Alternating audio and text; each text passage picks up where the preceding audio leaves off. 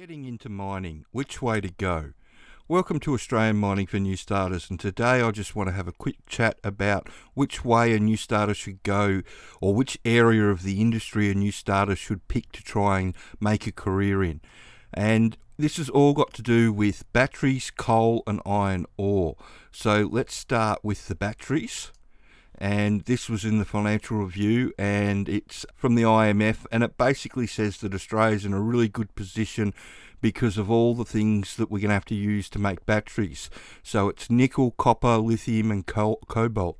And just to give you an idea, these are the big nickel mines in Australia that are all underground. I think there might be one open pit in around Leinster somewhere, or a couple of smaller open pits, but the majority of these mines are big underground mines. And this is a map showing you where all the copper mines are around the country, and they'll be a mixture of open cut and underground. So there's a lot all around the place, and especially if you overlay a map of gold over the top of this, most mines that produce copper produce a bit of gold and the other way around. So there's lots about in the industry in that area, and this is where the real growth's going to be. So there's going to be lots of work and lots of jobs. Now, if we have a look at Rio Tinto's plans to dump coking coal, so they're actively looking to remove coking coal from their steelmaking process.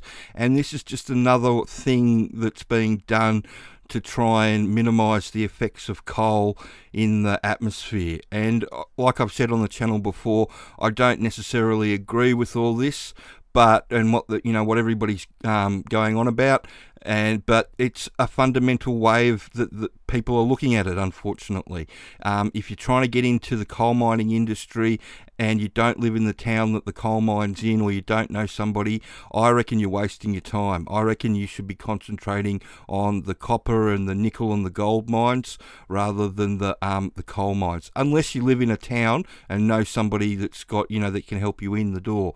But if you're sitting in Sydney, Melbourne or Brisbane at the moment thinking about getting into mining, then the best place to go is into those copper mines and those gold mines and those nickel mines that I was talking about.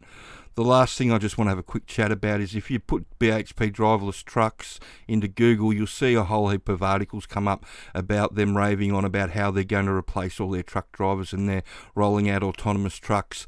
The big thing that you need to understand about iron ore is that a lot of the mines are strip mines, which means they can use those autonomous trucks. And I use BHP as an example because over the last couple of years, I've had no end of people approach me and tell me about their big 5-year plan, which is to get from 2018 to 2023-24. They want to reduce their on-site presence from 6,500 people at the beginning of 2018, and they want to try and get it down to as close as 800 as they can by the end of 2023, beginning of 2024, with 1,000 to 1,500 people operating the driverless trucks from Perth. That's their plan. And so if you're trying to get into the industry, I just don't see how their plan fits in with your plan of making a lot of money, because you're not going to make a lot of money working down here in Perth, clicking a mouse with a driverless truck. It's just not going to happen. So the big area that I recommend that you go and have a look at is hardrock underground. If you type underground into Seek, you'll see all the jobs come up, and you're looking for nipper truck offsider jobs. They're all entry level, and if you scroll through, you'll be able to see all the jobs come up. There's lots about. And the best way to get into this is to have a look at the sponsors training that they have. The Intro to Underground Mining course, it's only $450. It teaches you everything the employer wants to know about how their hard rock underground mine works and what you're going to be expected to do as a nipper, a truck driver, an offsite, or even a member of service crew.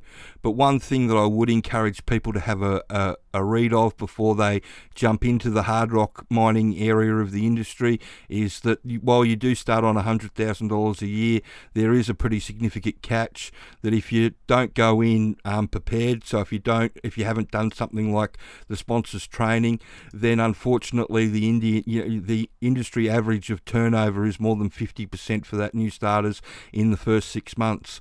And the the term that I like to tell people is that if you go in green, you don't go in hitting the ground running like you would if you did the sponsors training.